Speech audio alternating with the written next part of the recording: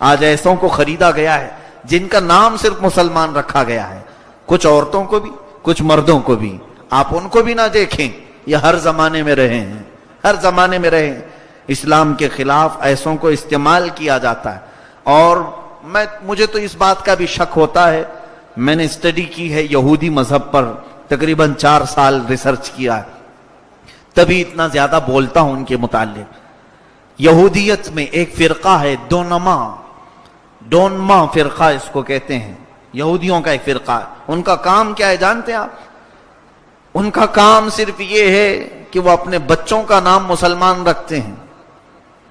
جتنے بھی یہودی، ان کے گھر میں جو بچہ پیدا ہوتا ہے ان کا نام مصطفیٰ ہوتا ہے، مرتضی ہوتا ہے، محمد، احمد، عبداللہ، یہ نام رکھتے ہیں اپنے بچوں کے. اور ان کو پڑھاتے بھی ہیں، قرآن کا حافظ بھی بناتے ہیں، سب کرتے ہیں. اور اس کے بعد پھر اسلام کے خلاف لا کر کھڑا کرتے ہیں. آپ کو اگر تاریخ معلوم ہے تو سلطنت عثمانیہ، عثمانی خلافت، ایمپائر آف عثمان، یہ 700 سال تک چلی. ترکی کی عثمانی خلافت، جس میں 3 بر اعظم آتے تھے، ایشیا، افریقہ، یورپ. بہت بڑی ایک خلافت چلی. یہ 1921 میں گر گئی. 700 سال کے بعد خلافت عثمانیہ ترکی کی، جو سعودی عرب پر بھی ترکیوں کی حکومت تھی، وہی خلافت عثمانیہ کی. وہ عاشقان مصطفیٰ تھے، سچے ایمان والے تھے. کئی بادشاہ اس میں گزرے ہیں. ان میں سے ایک بادشاہ کا میں نے جب پڑھا تھا، اللہ اللہ کیا ان کا ادب تھا. مدینہ طیبہ سے استنبول کے لیے انہوں نے ٹرین شروع کی تھی، ٹرین کی پٹریاں بچھائی تھی. آج بھی وہ لائن بچھی ہوئی مدینے میں ہے، اور ترکی ریلوے اسٹیشن اب بھی موجود ہے مدینے میں، جا کر دیکھ سکتے ہیں آپ. سلطان عبدالحمید ثانی جب یہ مدینہ طیبہ سے استنبول ترکی کے لیے انہوں نے لائن بچھائی، اس زمانے میں جب ٹرین کو چالو کیا تو کوئلے کا انجن بھڑ بھڑ بھڑ بھڑ آواز آنے لگی. تو سلطان عبدالحمید ثانی جو اوپننگ کے لیے آئے تھے، ان کے ہاتھ میں کوڑا تھا. وہ کوڑا اٹھا کر کے اس ریل کے انجن کو مارنا شروع کیا اور کہا، شہر رسول میں اتنی بلند آواز،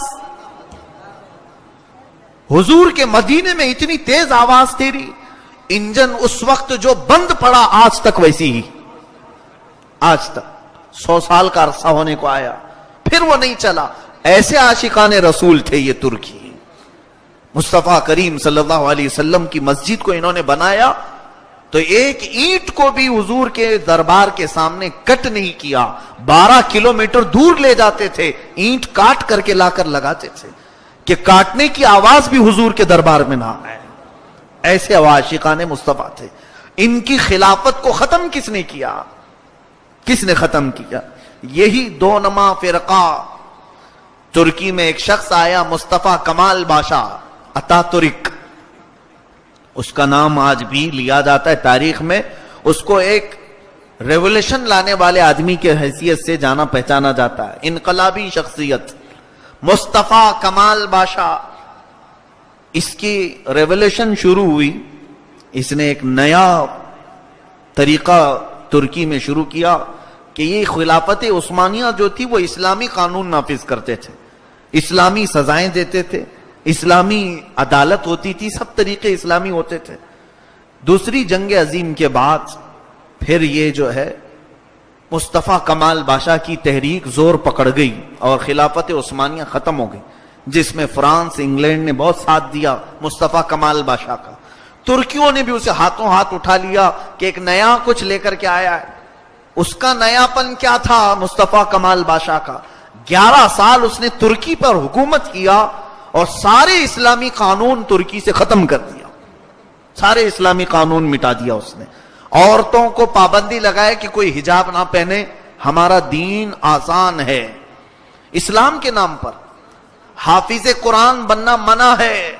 مدرسوں کو اس نے ختم کروا دیا تھا. پورے ترکی سے مدرسے نہیں تھے. یہ 1921 کی بات میں بتا رہا ہوں آپ کو. وہاں سے مدرسے ختم، اور جو علماء تھے امامہ پہنتے تھے ان کے امامے اتار دیے گئے، ان کو سوٹ بوٹ پر لے کے آ گئے. آج بھی ترکی میں اس کا اثر دیکھنے کو ملتا ہے کسی ترکی حافظ قرآن کو اگر آپ بلائیں گے تو سوٹ میں ہی نظر آئے گا آپ کو, ٹائی سوٹ بوٹ میں ہی رہے گا, وہ حافظ قرآن ہوگا. اس نے یہ ساری چیزیں بدل ڈالی 11 سال کے اندر. پورے اس کو ایک ریولیوشن, نئی تحریک کے طور پر اٹھایا گیا تھا. نام کیا ہے؟ مصطفیٰ کمال باشا. تاریخ آپ پڑھو پتہ چلے. اور 11 سال کے بعد جب وہ ختم ہوا تو پوری ترکی کو اس نے برباد کر رکھا تھا, فوج کو نیوٹرل بنا دیا تھا. یورپ کا اس میں دخل بہت زیادہ, امریکہ کا, برطانیہ کا, فرانس کا بہت انٹرفیئر ترکی میں. انہوں نے 100 سال ایگریمنٹ بھی کر دیا. فاسفورس ایگریمنٹ آج بھی وہ موجود ہے کہ ترکی کے جو سمندر کے بندرگاہ ہیں, ترکی وہاں سے ایک پیسہ بھی حاصل نہیں کر سکتا. 1923 سے 2023 تک کا ایگریمنٹ ہے. چند سالوں میں وہ ایگریمنٹ ختم ہو جائے گا. یعنی اس بندرگاہ سے, پورٹ سے ترکی کو کوئی انکم نہیں. اس پورٹ سے جتنے بھی جہاز گزریں گے اس کی ساری انکم یورپ کو جائے گی. آج بھی کہنے کو اسلامی ملک ہے ترکی, مگر اس کے اپنے ملک سے بندرگاہ سے وہ پیسے نہیں لے سکتا, ٹیکس نہیں لگا سکتا. 100 سال کا ایگریمنٹ. یہ سب کس نے کیا تھا؟ مصطفیٰ کمال باشا نے. مسلمانوں کو اچھی طرح سے اس نے توڑا تھا. 11 سال کے بعد پتا چلا کہ وہ مسلمان ہی نہیں تھا. نام کیا ہے؟ مصطفیٰ کمال باشا. اور وہ ایک بہت بڑا قائد اور لیڈر بن کر کے مسلمانوں کا نئی تحریک چلا کر کے ترکی پر حکومت کیا. بعد میں علماء نے بتایا کہ وہ یہودی دونما فرقے کا آدمی تھا. جو یہودی اپنے بچوں کا نام ہی مسلمان رکھ دیتے ہیں یہی فتنے اور فسادات کے لیے. میرے عزیزوں, ہم تو غفلت کی نیند سو رہے ہیں.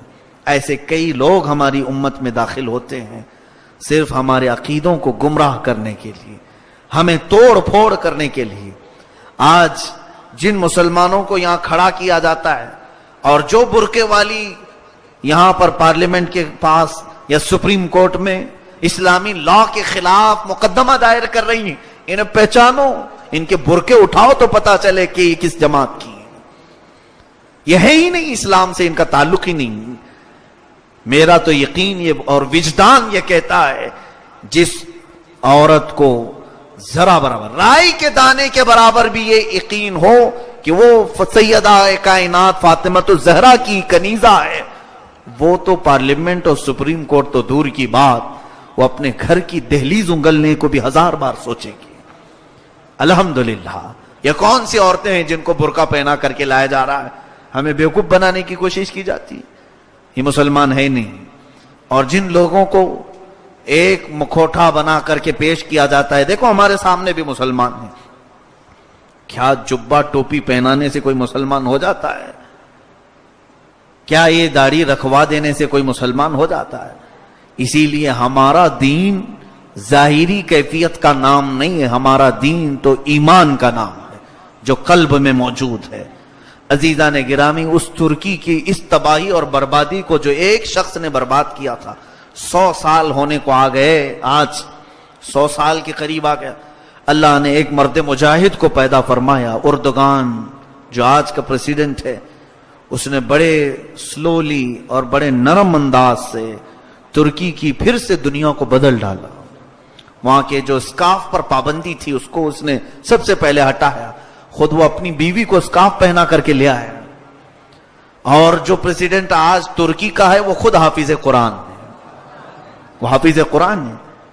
اور اس نے مدارس اسلامیہ کو عام کیا, پیران نظام کو پھر ان کی خانقاہوں سے باہر لایا کہ آپ اپنے میدان کا استعمال کریں.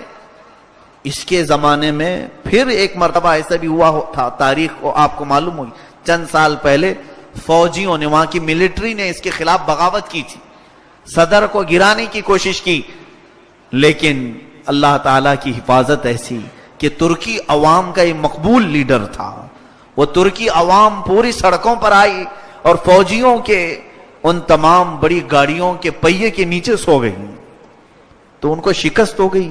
پھر فوجی اپنی تمام تحریکوں سے باز آئے اور آج اس قائد کے ساتھ چل رہا ہے ترکی. اللہ سلامت رکھے.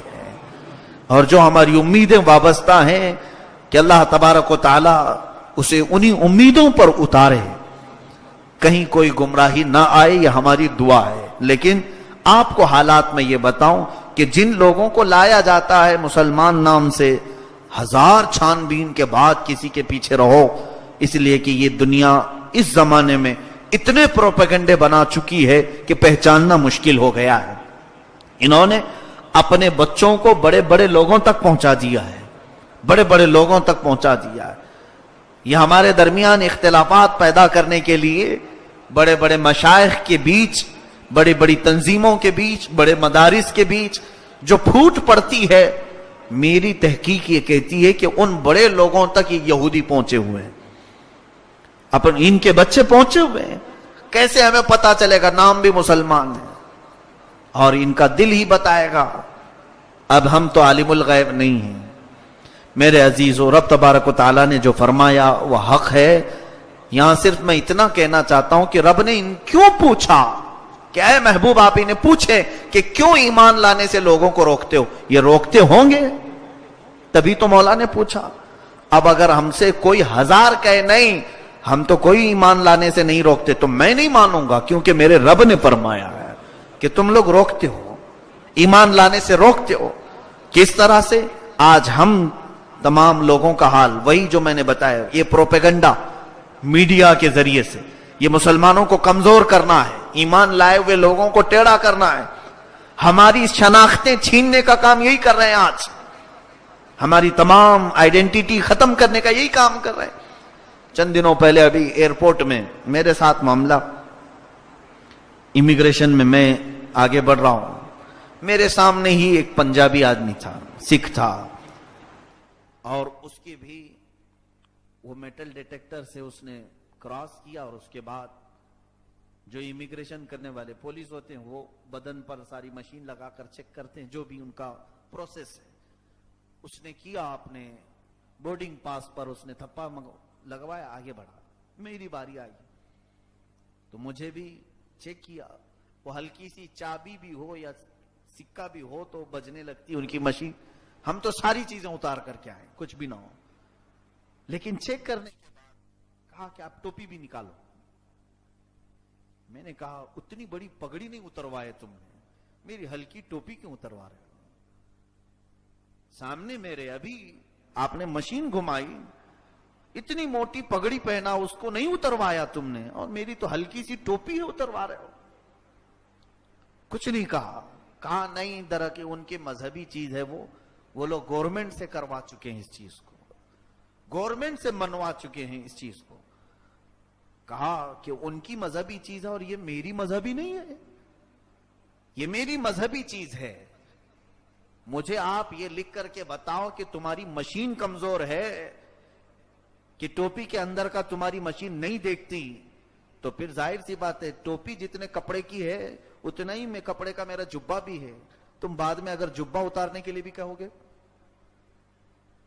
وہ ہنسنے لگا، کہا کہ نہیں ٹھیک ہے، چلو آپ جس طرح سے ویسی ہی رہو، ٹوپی کے اوپر سے اتارا۔ تھوڑی دیر کے لیے دل میں یہ بات آئی، یہ حرکت کیوں کی جا رہی ہے؟ کیوں کی جا رہی ہے؟ جان بوجھ کر کے وہ مشین ٹوپی کیا 10 ٹوپیاں پہن لوں تب بھی وہ چیک کرے گی، تب بھی چیک کرے گی۔ ارے میاں بڑے بڑے سوٹ کیس وہ چیک کرتی ہے جو پلاسٹک کے ہوں، فائبر کے ہوں، تو کیا ٹوپی کے اندر کی چیز نہیں چیک کرے گی؟ اسے ساری چیزیں اس پولیس والے کو بھی معلوم ہے، لیکن یہ حرکت ہمیں ہرٹ کرنے کے لیے، ہمیں ہرٹ کرنے کے لیے کہ تمہاری ویلیو کچھ بھی نہیں ہے یہاں پر، ہم تمہیں کبھی بھی ننگا کر سکتے ہیں۔ تھوڑا دل رویا اس بات پر کہ یہی ہماری آج پوزیشن ہے، کہ ہماری تاریخ یہاں پر ایسی ہے کہ ہم نے ہزاروں کو تعلیم سے آشنا کروایا۔ آج ہندوستان میں ہماری کیا قربانیاں نہیں ہیں؟ جس قلعے پر کھڑے ہو کر پورا بھاشن دیتا ہے ہمارا پی ایم، وہ ہماری تو جائیدادیں رہی ہیں، وہ ہماری ہیں۔ اس ملک کو اگر عجائبات میں سے کسی نے پہنچایا ہے تو وہ اسلامی سلطنتیں پہنچائی ہیں۔ بعد میں کیا بنا ہے؟ ساری چیزیں اسلامی ورثہ یہاں پر موجود ہے، چاہ کر کے بھی ختم نہیں کرو گے۔ ताज महल को तुम तेज महल बना दो कि तो क्या तारीख खत्म हो जाएगी? तारीख खत्म हो जाएगी? तारीख तो वही रहेगी, नाम बदलने से कुछ होगा नहीं। लेकिन अफसोस इस बात का है मेरे अजीजों, जो हालात आज यहां पैदा किए जा रहे हैं वो सिर्फ और सिर्फ हमें हर्ट करने के लिए कि हम इतना आजिज आ जाएं कि हम दीन को छोड़ दें और ये कहने लगे नहीं ये इस्लाम ही नहीं चाहिए मुझको। कोई कमजोर अकीदे वाला हो तो वह ऐसा कहे, इसलिए ये पूरा माहौल बनाया जा रहा है। और आप देख नहीं रहे, एक जगह जमात पूरी खड़ी है, चंद औबाश नौजवानों को खड़ा करके किसी एक मुसलमान पर हमला करो, उसे मारो, उसकी वीडियो बनाओ, वायरल करो। क्यों?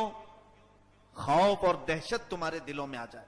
रोज सुन सुन करके एक दिन थक जाएगा और कोई न्यूट्रल आदमी कहने लगा यार ये इस्लाम ही बुरा है, मुआज़ल्लाह।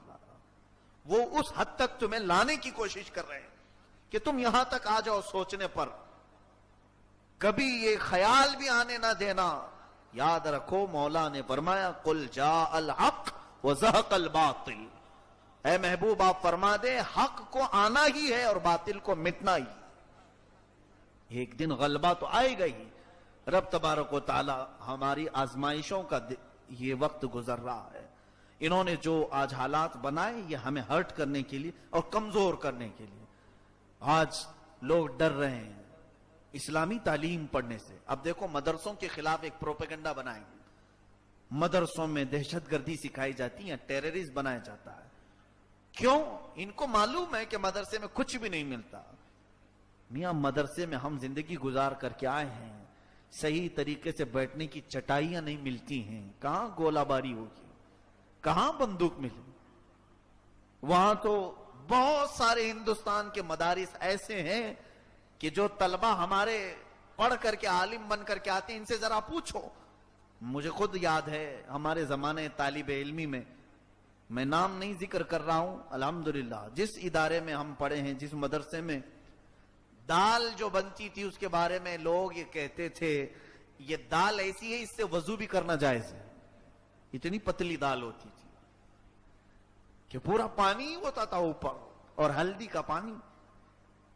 ये मैं कोई सुनी सुनाई बात नहीं कर रहा हूं, अपने जमाने की बात कर रहा हूं। और जहां तलबा ऐसी चीजें खाते हैं, और फिर सोने के लिए, मेरे खुद की बात भी मैं बता दूं कि मैं जिस इदारे में पढ़ता था जगह की तंगी थी और बारिश के मौसम में छत टपकता था, तो बारी बारी हम 2 तालिबे इल्म सोते थे। मेरी बारी रात के 2 बजे के बाद आती थी उस जगह पर सोने के लिए, और जो सोता था वो 10 बजे ही सो जाता था और 2 बजे उठ करके मुझे अपनी जगह दे दे। 2 बजे के बाद मैं सोऊं बारिश के दिनों में कि उस जगह पर पानी टपकता है, बारी बारी सोते हैं। उन तलबा के बारे में तुम कहते हो कि ये टेररिस्ट होंगे, दहशतगर्द बनाया जाता है।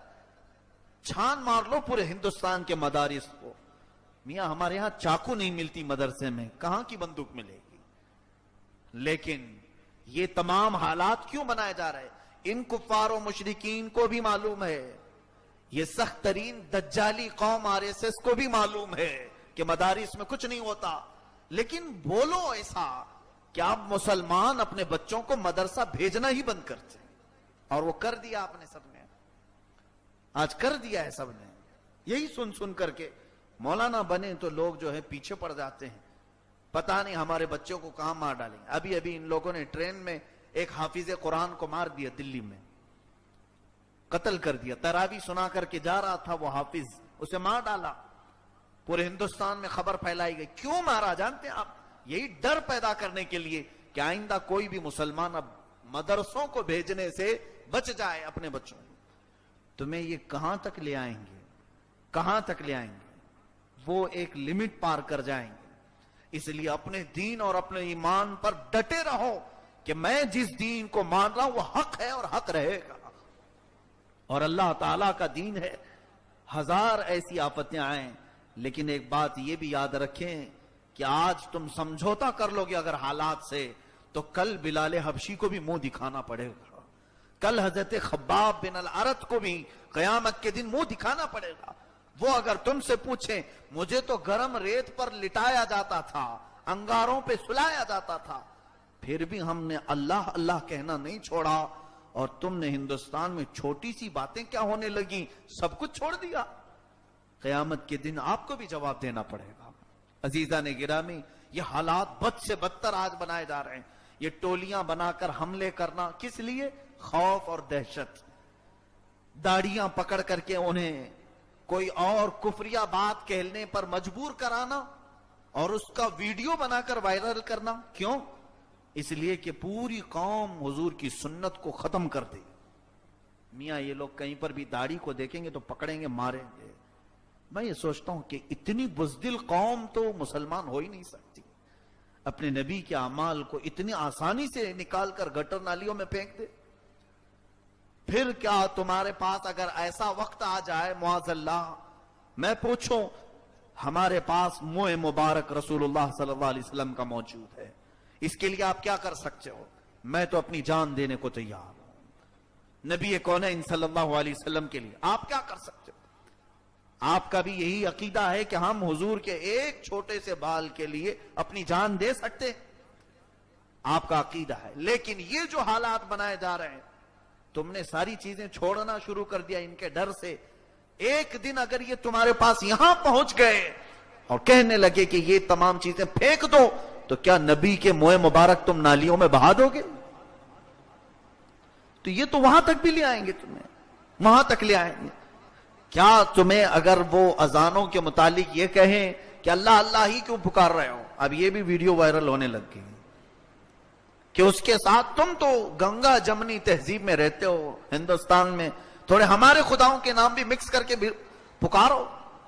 تو مجھے تو ایسا لگتا ہے نیوٹرل ٹرسٹی جو ہیں وہ آج کل میں ایسے بھی فیصلے لینے لگیں گے، تھوڑی دیر اذان دے تو تھوڑی دیر ان کی بھی باتیں کہہ جا رہا ہوں، گھنٹہ بھی بجا لو، سیپ بھی بجا لو۔ معاذ اللہ رب العالمین، یہ جو سمجھوتے ہیں ہمارا نیچے کو اترنا بہت نیچے لے آئے گا۔ اور میرے رب نے قرآن میں فرمایا کہ یہ دو چیزیں کریں گے، ایمان لانے سے روکیں گے یا ایمان لائے ہوئے آدمی کو بگاڑنے کی کوشش کریں گے۔ یہ دونوں چیزیں یہ کرتے رہیں گے، اسی میں سے گزر کر چلے جانا یہی کامیاب مومن کی علامت ہے۔ سیدنا ابو بکر صدیق رضی اللہ تعالیٰ عنہ نے کیا ہی پیاری بات فرمائی۔ آپ کے پاس شہد کا ایک پیالہ تھا، خوبصورت پیالہ، اس میں ایک باریک بال تھا۔ ایک لمبی حدیث ہے، میں اس کا ایک ہی ٹکڑا بیان کر رہا ہوں۔ حضور نے پوچھا، اے ابو بکر، یہ خوبصورت پیالہ، اس میں شہد اور ایک باریک بال ہے، اس کی کوئی مثال تمہارے دماغ میں آتی؟ ابو بکر صدیق نے عرض کیا، یا رسول اللہ صلی اللہ علیہ وسلم، یہ خوبصورت پیالہ جو ہے وہ ایمان کی طرح ہے، اور یہ جو اس کے اندر شہد ہے یہ مومن کی طرح میٹھا ہے۔ جو ایمان والا ہوتا ہے وہ شہد کی طرح میٹھا ہوتا ہے۔ پیالہ، جو خوبصورت پیالہ ہے یہ ایمان ہے، اور جو اس کے اندر شہد ہے وہ مومن ہے، میٹھا ہے۔ اس کے اندر ایک بال پڑا ہوا تھا۔ حضرت ابو بکر صدیق نے فرمایا، یا رسول اللہ صلی اللہ علیہ وسلم، ایمان والے کا، مومن کا اس دنیا میں ایمان بچا کر چلے جانا اس بال سے زیادہ باریک کام، یہ بال سے باریک کام ہے۔ اور حقیقت ہے کہ آج اس شاعر نے سچ کہا، یہ شہادت گہے الفت میں ہے قدم رکھنا، شہادت گہے الفت میں ہے قدم رکھنا، لوگ آسان سمجھتے ہیں مسلمان ہونا۔ اللہ ہمیں اسلام پر باقی رکھے، ان کے نت نئے فتنوں سے ہماری حفاظت فرمائے۔ یہ جو ہمارے ایمان کے راستے پر روڑے اٹکاتے ہیں یا کانٹے بچھاتے ہیں، مولا ہمیں ان تمام رذالتوں سے محفوظ فرما۔ قدیر و جبار خدا، تیری طاقت و قوت کے سامنے کوئی بھی طاقت نہیں، اگر تو ہمیں بچائے تو دنیا ہمارا کچھ نہیں بگاڑ سکے گی۔ اے رب قدیر، تو اپنی خاص حفاظت میں ہمارے ایمان کو لے لے، ہمارے اعمال کو، ہمارے گھر بار کو، ہمارے اہل خانہ کو، ہماری نسلوں کو، ہمارے بچوں کو، سب کے مولا موت تک ایمان کی تو حفاظت فرما۔ وآخر دعوانا